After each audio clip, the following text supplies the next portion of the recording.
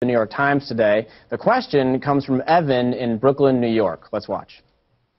Mr. President, since you took office, you've ordered more drone attacks in your first year than your predecessor did in his entire term.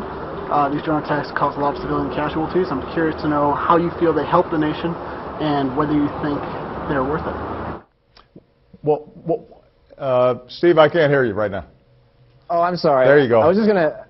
I wanted to explain the reference to the New York Times just because the story today focused on the use of drones in Iraq, actually. So. Well, you know, that story, I think, was a little overwritten.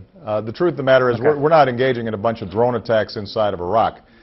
There's some surveillance to make sure that our embassy compound is protected.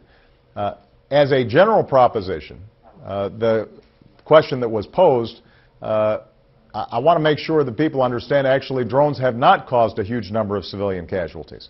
For the most part, they have been very precise, precision strikes against Al-Qaeda and their affiliates. And we are very careful in terms of how it's been applied. So I think that there's this perception somehow that we're just sending in a whole bunch of strikes willy-nilly. This is a targeted, focused effort at people who are on a list of active terrorists who are trying to go in and harm Americans, hit American facilities, American bases, and so on. It is important for everybody to understand that this thing is kept on a very tight leash. It's not a bunch of folks in a room somewhere just making decisions.